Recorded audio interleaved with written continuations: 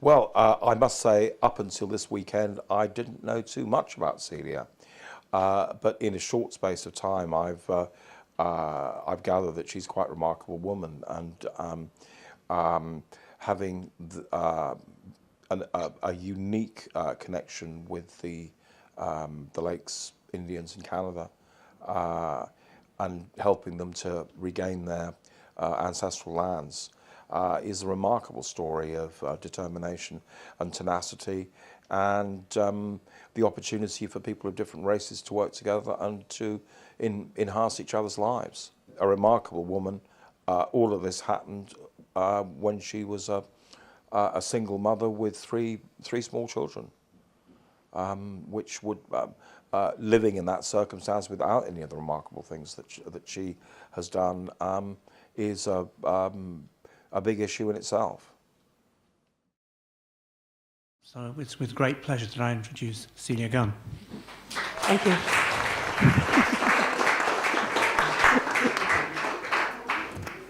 Thank you. It's wonderful to be here, and I'm sandwiched between two of my great heroes, Paul, Deborah, and Robert Temple, so that's an even greater honor. Thank you. And I'm just going to, this is Stars and Stones, and here we are with Native Americans. So what's this got to do with stars and stones, you might think? Well, of course, the traditional Native American way of life, I know we use philosophy in the blurb, but I'd like to say way of life, is very much about harmony with the earth, Mother Earth, Father Sun, as we heard this morning, this living entity, Grandmother Moon. The mountains are the old ones. The rocks are our grandmothers and grandfathers. The trees are our tall standing brothers and sisters. But I knew none of this until I met the Indians, of course. And I loved Indians ever since I was a little girl, ever since I first saw them. But it wasn't until I was in my late 30s that I actually came into contact with some. And then my life changed utterly. And that's what I'd like to share with you today. And I'm going to try and interlace the wisdom teachings as I learned them as we go along with this story. And of course, I didn't have to get involved with just any old tribe. I had to get involved with a tribe who were extinct. So here we go. 6-year shamanic journey in the company of trickster teacher Coyote. Coyote being the central cosmological figure to the creation story of these peoples in this part of North America. Of course, there's many different ones, but Coyote is the central to this one. The trickster teacher, who with his dual potential for good and evil is very much a symbol for man himself. So when he's using his wits to help others, everything goes well. But when he uses it to satisfy his own greed or curiosity or lust, he falls into a trap, trips himself up, often gets killed. But of course, he's a survivor. He always comes back. And he's also very much central to the actual original creation myth of this people. But as we begin, I'd like to have you meet a Sinix't. This is the tribe, Sinix't ancestor. Don't know who she is, just know this is a photograph from about the 1860s or 1880s. I think she's very beautiful. And I'm going to just do a smudge with sage gathered from their land, and it's gathered in a ceremonial way. I'm going to use an eagle feather for the smudge, and just create sacred space, which was already done this morning, but it's nothing like a repeat performance. Sage is a tool. All the plants and the animals are here to help us. They're our allies in creation. They are the first people. We were the last to be created. They are the first people that brought us into the order of creation by giving their lives so that we can live. So we always remember this and honor this contract, because this is what brought us into the order of creation.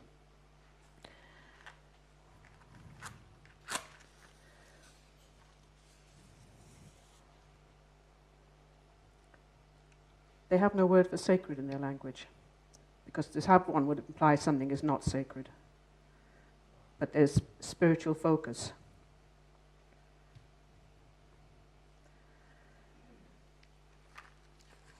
The sage just came out of the car and it's asleep. My drum was asleep too, but it's been woken. So this is a prayer. The smoke is a prayer. The eagle feather is like a prayer.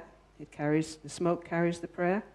The eagle feather is like the go-between between the creator and the shaman or the praying person.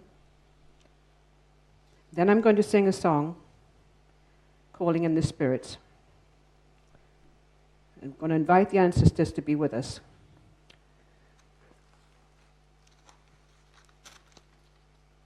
The ancestors always want to be with us. All they need is an invitation. As you very well know, I'm sure all of you know that spirit world cannot interfere. It has to be invited to help us.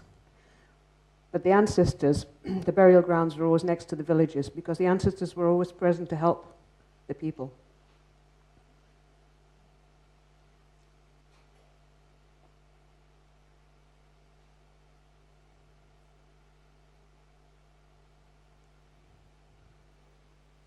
I'll just pass it round when I'm ready. You can enjoy the smoke yourselves.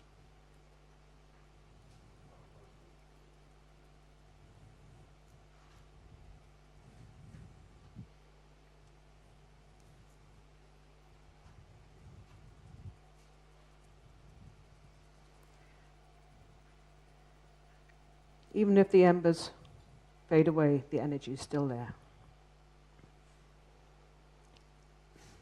And while I'm calling in the ancestors, I'd also like to pass around these two pieces of traditionally tanned buckskin. Have a feel, have a smell. It's the most fantastic fabric to wear next to your skin. I don't think I've ever met anything more sensuous.